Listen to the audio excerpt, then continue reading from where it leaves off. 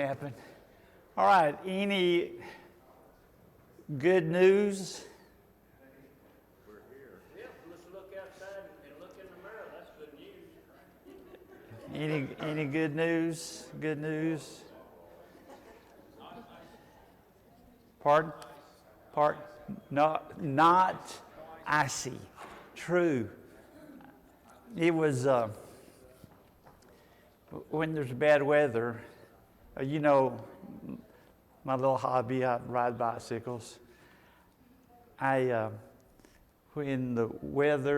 I'm less motivated or the weather, I just go into the garage and I have a stationary bike I got set up.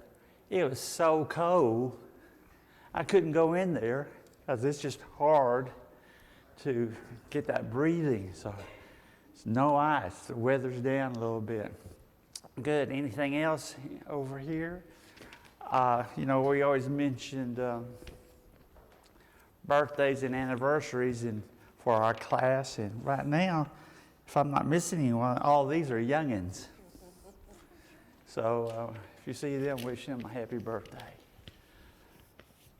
Today, no tears. Today, I'm finishing the lesson. So thank y'all for being with me these past 8 weeks. Oh, I forgot to mention, if you didn't put Wendy on your prayers, continue. She had an episode this week with health. We're glad to see you here. Thumbs up, she says. So that's great. So I'll be followed next week. Drum roll. By Brother Roy. He's going to have the lessons until December. They wasn't working for them. They weren't working. Okay, we're at the end of 1 Kings, and it's been an exciting, informative trip we've taken from chapter 1, and we'll finish in chapter 22. And there's a lot of things we've mentioned, of course, through the lessons, but you could see how there are a lot of smaller lessons that can be developed throughout this chapter. So, the last 3 chapters, kind of focuses on Ahab. What do we remember about Ahab?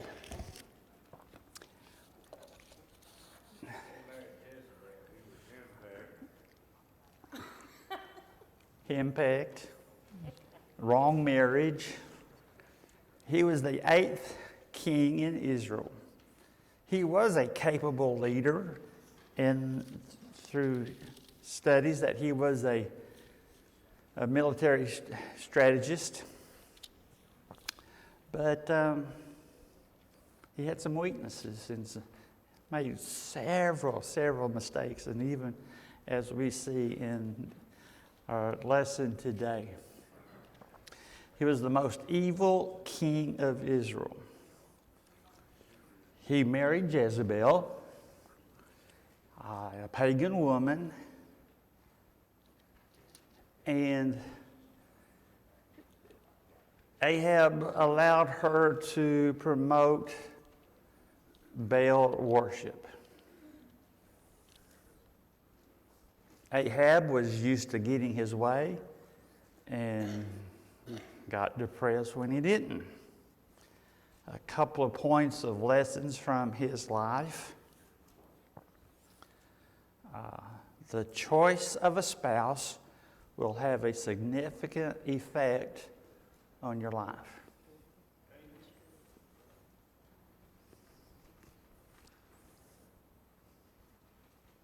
Physically, spiritually, and emotionally. Another lesson, selfishness. If it's left unchecked, it can lead to great evil. So that's what Ahab shared with us from this study. As we see in chapter 20, starting out, Syria besieges Samaria. We have a king, Ben-Hadad of Aram. He's going to attack Ahab in his country. So I guess to prevent a war, Ahab and Ben-Hadad had some negotiations going on. I don't think, as we see, Ahab didn't say very much because he said, Ben-Hadad said, I want your silver, your gold, from your mines, your best wives. Please, he says, take Jezebel. But and the children, they're going to be mine. He answers, just as you say, my lord the king, I and all I have are yours. Then well, that's not too good in negotiations. He asks for this, and guess what he's going to do? He's going to ask for more.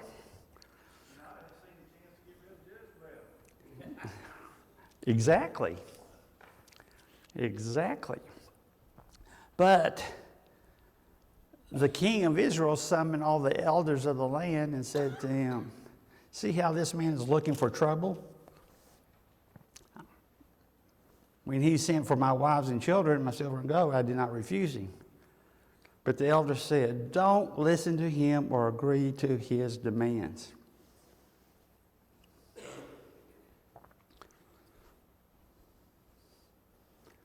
So he didn't. The king Ben-Hadad heard this and he says, prepare to attack. In verse 13, meanwhile, a prophet came to Ahab the king and announced, this is what the Lord says. Ahab better listen. Do you see this vast army? I will give it unto your hand today, and then you will know that I am the Lord. And Ahab has a discussion, but the prophet said, you'll attack with your young soldiers. And Ahab defeats them.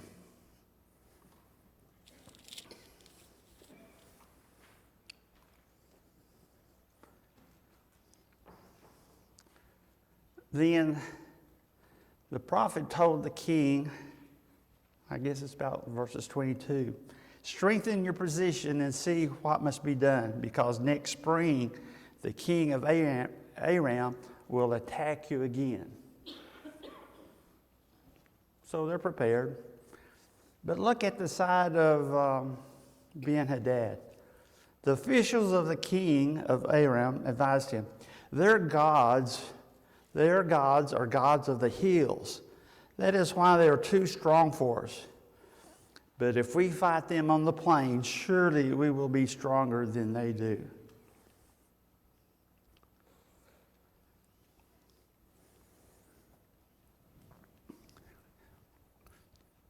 They had another war. The man of God came up and told the king of Israel, this is what the Lord says. Because the Arameans think the Lord is the God of the hills and not the God of the valleys, I will deliver the vast armies into your hands, and you will know that I am the Lord. So they battled again, and they were defeated. What are a couple of mistakes in these verses?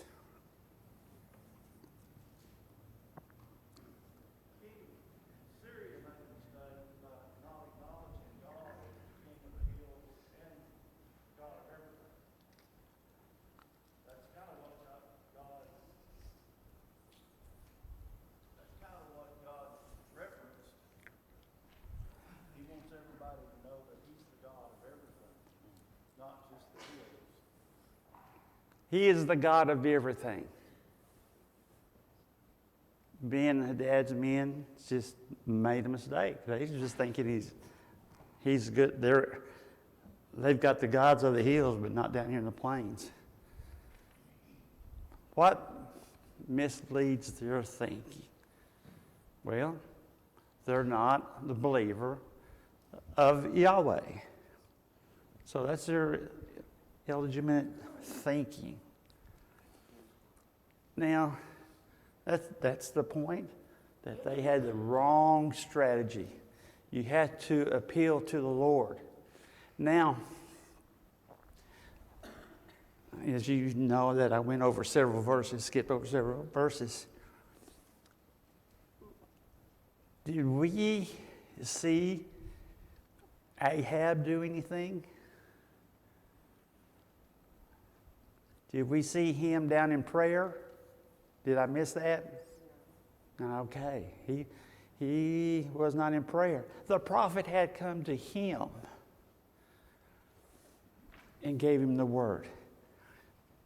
Now, after 2 victories, what did Ahab do? What do you think he's doing? Beating his own chest. Look, my army defeated you.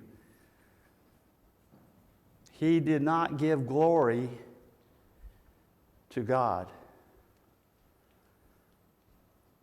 Did not give glory to God. A mistake.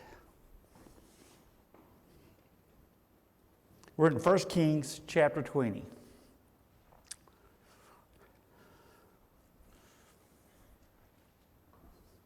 So,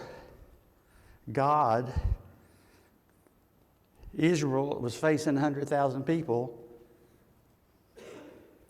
Israel had 7,000. And they were defeated. They defeated Ahab.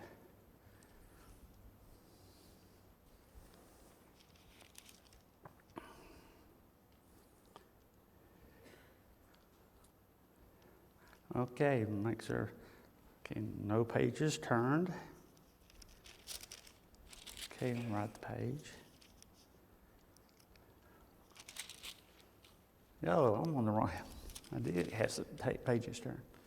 So, verses. Ahab made another mistake.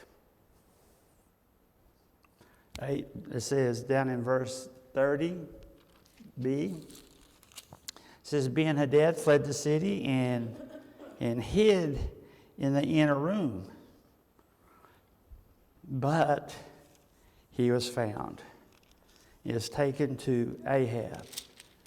And Ahab said, on the basis of our treaty, I will set you free.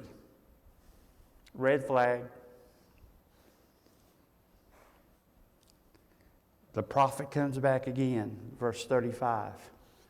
By the word of the Lord, one of the sons of the prophets to his companion struck me with a weapon, but the man refused. Skipping down, it says, your servant went back to the thick of battle, and someone came to me with a captive.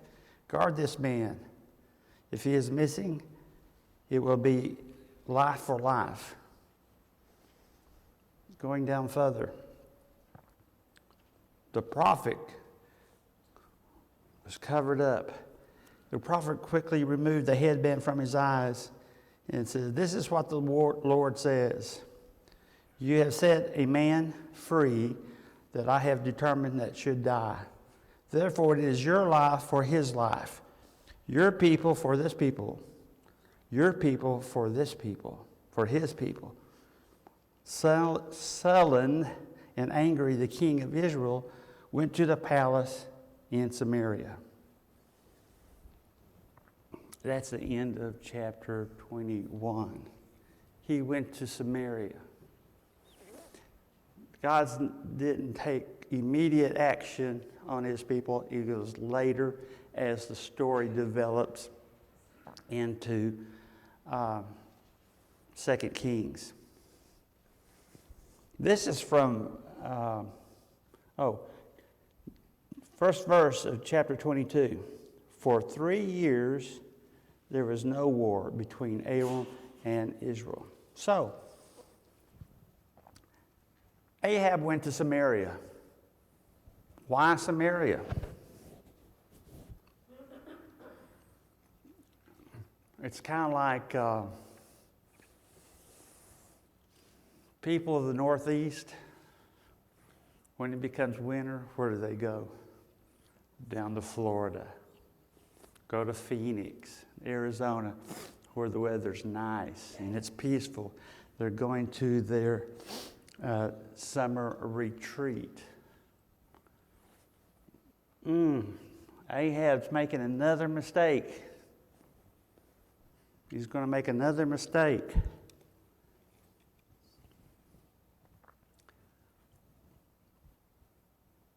Sometime later, there was an incident involving a vineyard belonging to Naboth, the Jezreelite.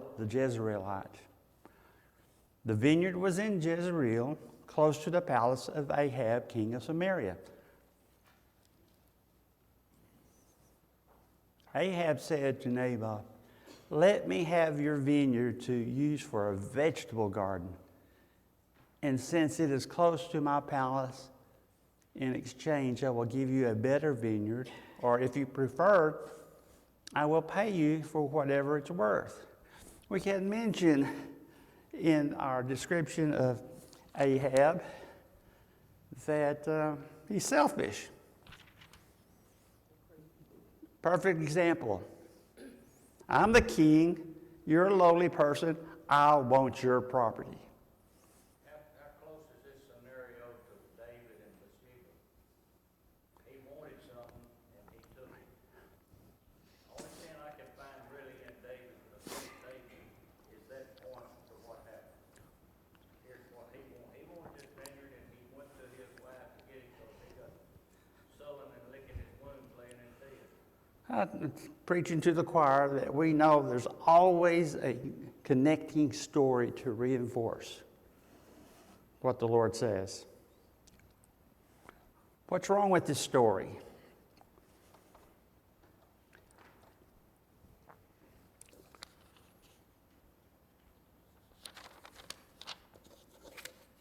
This is Naboth's ancestral hometown. He is basically part of the local aristocracy. But what's the law that Ahab is not following? What's the law? This is not his land. Ahab, by history,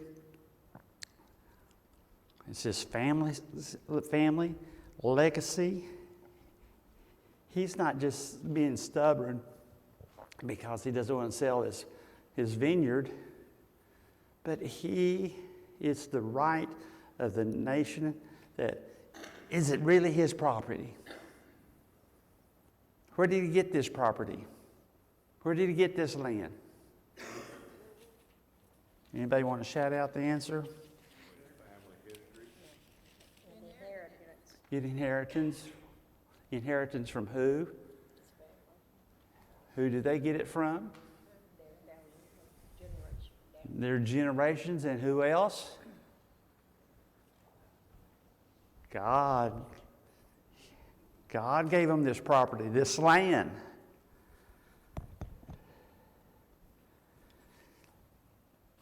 Selling the land would kind of anger God, because it would be a desecration of a gift from Him.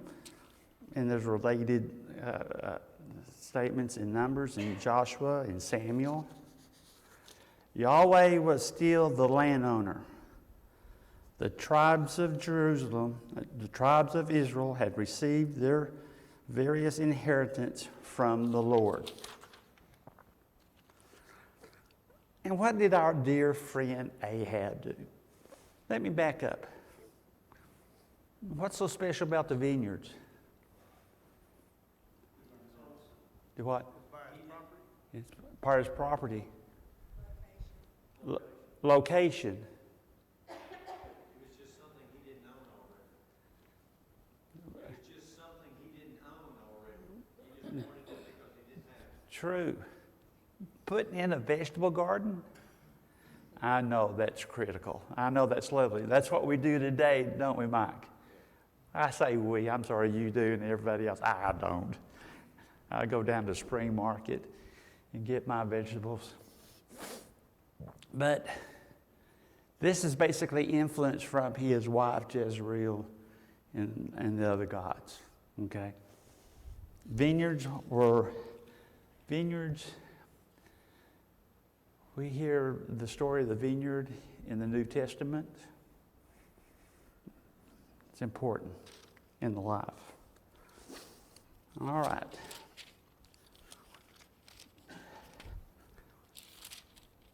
So, what did our dear friend Ahab do? He pouted, went to bed, didn't he? Pouted? Went to bed? None of y'all adults would do that, would you? He went home crying to Jezebel. Jezebel, the person, I'll read it from here. The Bible is honest about the lives of heroes, and it is about those who rejected God. Bible characters found out what God can do with failures when they turn to Him. Many, however, neither admitted their failures nor turned to God. Jezebel ranks as the most evil woman in the Bible. Her name is used as a synonym for great evil. And you can see that in Revelations 2:20. No one was as determined as Jezebel to make all Israel worship her gods. Jezebel, one success was in her one success. What could her success be?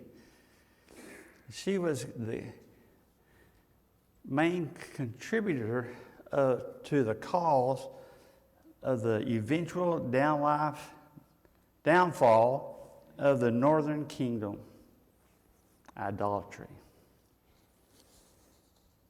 God punished them for their idolatry by having them carried off into captivity, which you see at the end of Kings, 2 Kings. Jezebel had great power. She managed her husband. She had hundreds of pagan priests. And she believed getting what she wanted was the key to the right of the power that she possessed. So she basically, as you can see in the story, she plotted against Nabob,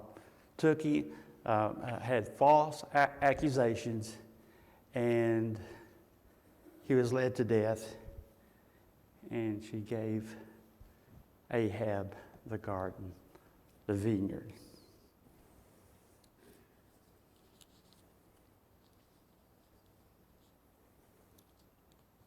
Well, who shows up in verse 17?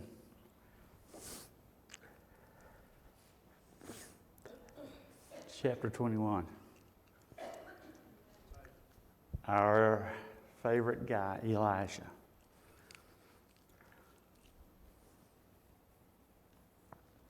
The Lord came to Elijah in verse 17, told him to go down to Ahab, the king of Israel, who rules in Samaria. He is now in Naboth's vineyard, where he has gone to take possession of it. Say to him, this is what the Lord says. Have you not murdered a man and seized his property? Then say to him, this is what the Lord says. In the place where the dogs licked up Naboth's blood, dogs will lick your blood. Yes, your blood.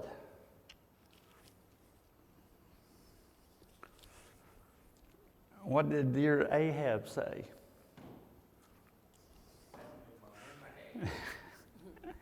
Not kind words. So you found me, my enemy. That is just something that he wasn't expecting. And he knew that something was not going to happen. Not something good was not going to happen.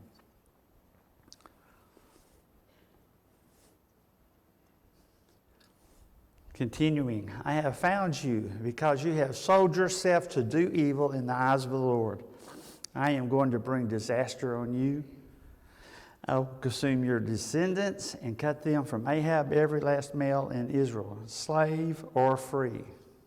I will make your house like that of Jeroboam, son of Nebat, and that of Baasha, the son of Ahijah, because you have provoked me to anger and have caused Israel to sin. You know, the lesson in this, if we don't do what God has instructed us to do, there will be consequences. It may not be tomorrow, but there will be consequences if we don't obey His word. We see that over and over. There will be consequences if we don't follow what the Lord directs us to.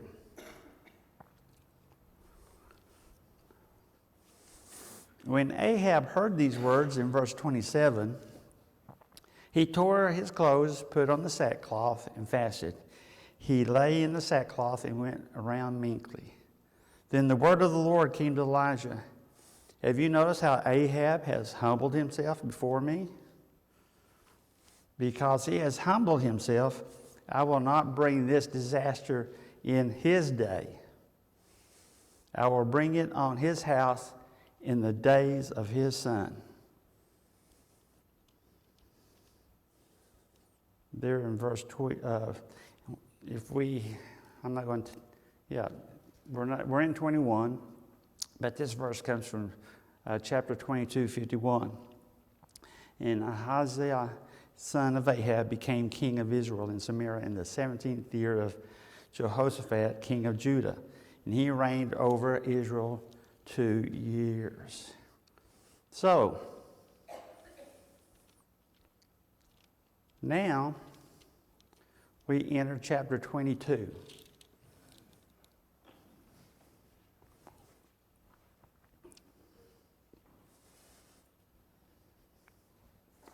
Oh, look at my notes on chapter 22.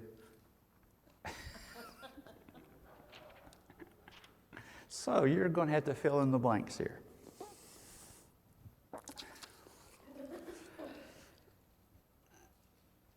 We know what happens. Again, Ahab is thinking he can outsmart the Lord. And he goes into battle, and he's going in costume. If he does that, he will deceive his opponents so they won't kill him. But the prophet,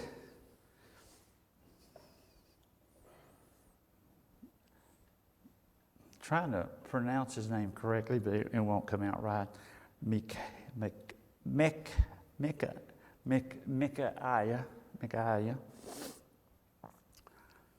was the prophet here during this time, and he declared, if you ever return safely, telling Ahab, if you return safely, the Lord has not spoken through me. Mark my words, all you people. Ahab is killed in battle. Skipping down a few verses after 29. Someone drew his bow. We're never told who this someone is.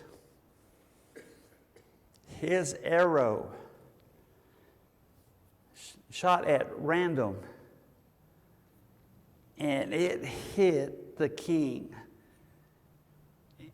in the weak spots of his armor. Who guided this? Same answer. God. It wasn't by accident. It was God's will to have this happen. So the king died and was brought to Samaria. In verses 37, so the king died and was brought to Samaria, and they buried him there. They washed the chariot at a pool in Samaria where the prostitutes bathed, and the dogs licked up his blood as the word of the Lord had declared. His son succeeded him as king.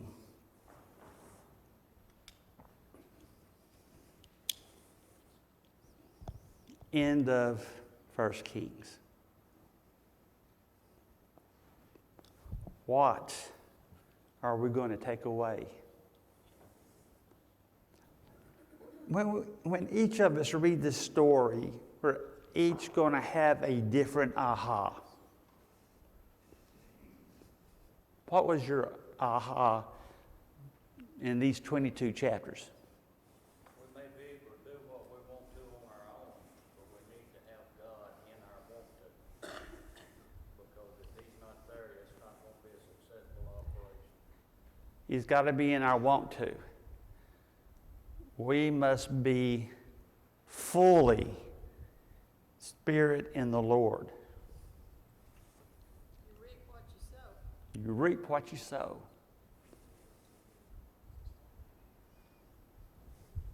I think it's really interesting that Jezebel's name was so synchronous with evil that if you Google Jezebel, only one person comes up, the Jezebel from the Bible.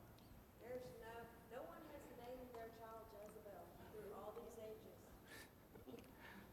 Exactly.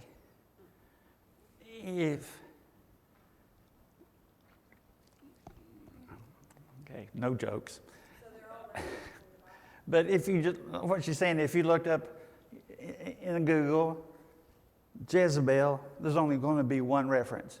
Her, from the Bible, from 1 Kings. Totally evil. John? There's only one Jezebel. Chip?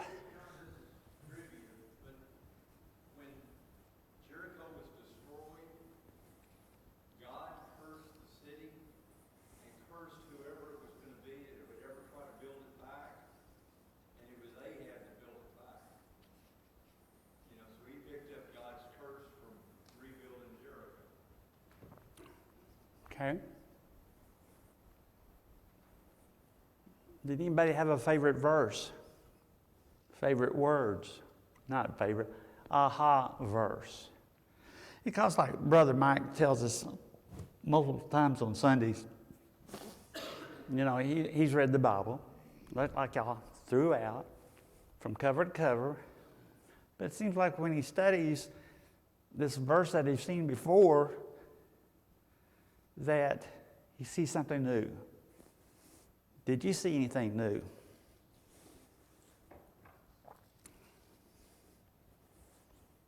story, for me, flops back and forth between the northern kingdom, Israel, the southern kingdom, Judah.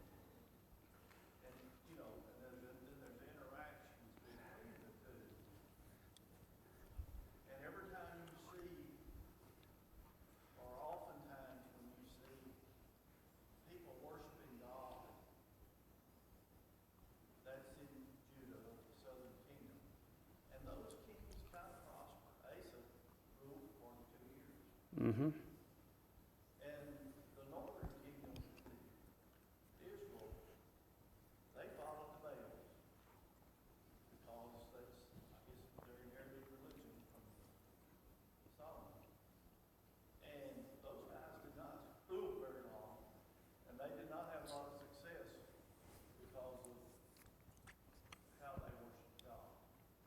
In my Living Bible at home, there's a timeline, and that describes just what Steve was saying, that it showed the length of time that each king was.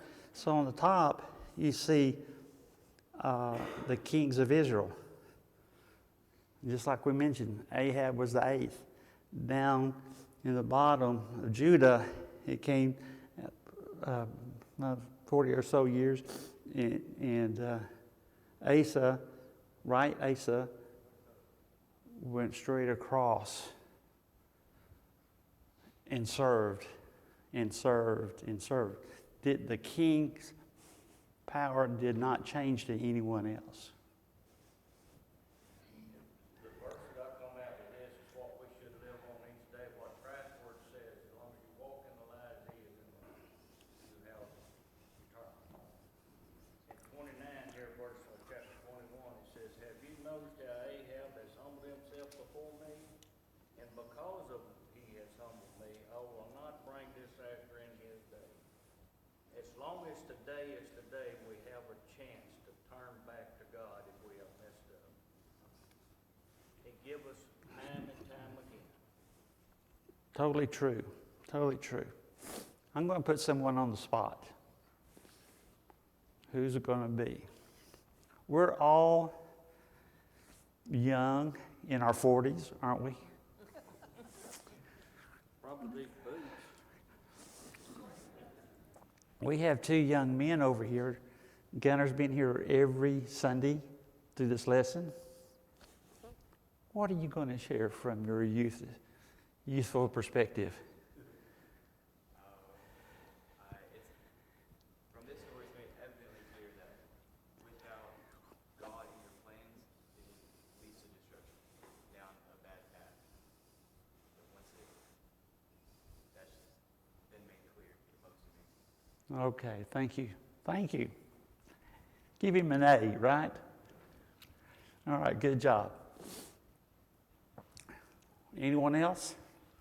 I just got a comment, just something that just kind of speaks out to me, because, you know, with the New Testament, I mean, we're not held accountable for our father's sins. You know, we are accountable for our own. You know, in chapter 21, verse 29, after Ahab had killed David, Elijah comes to Ahab, and 29 it says, see how Ahab has humbled himself before me. Because he has humbled himself before me, I will not bring calamity in his days. Okay, so you think he's off the hook, right? In the days of his son, I will bring calamity on his house. What he is. You know, it's just, I would hate to be a son in that situation. And they'd be like, what did I do? But you know, that was something that was just a common occurrence in the Old Testament. You know, he's talking about generations and things getting passed down like that. I don't know, just something that stuck out to me. Good. So it's like, okay, well, you kind of repented, you're good, but we're going to get your sons for it. Just kind of sticks out a little bit. It's kind of funny. Not really funny, but that ain't fair. Thank you.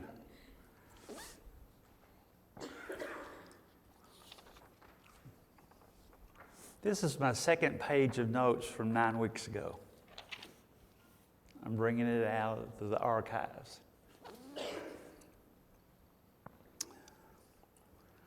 What should we learn from the book of Kings?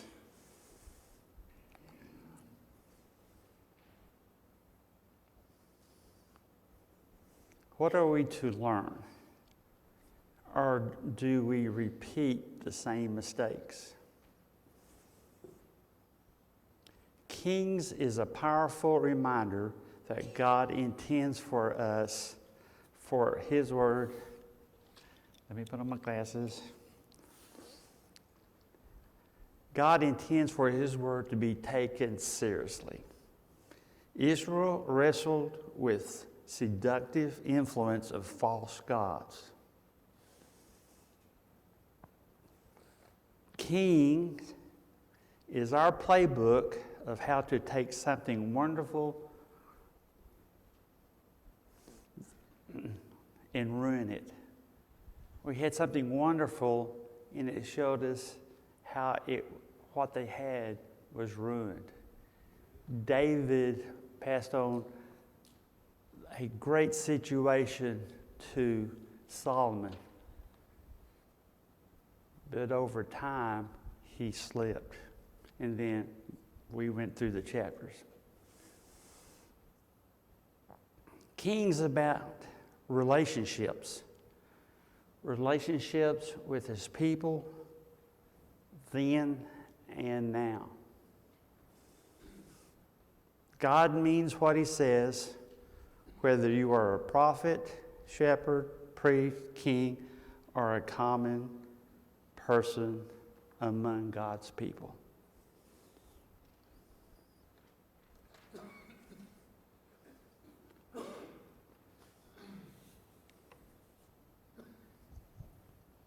The end.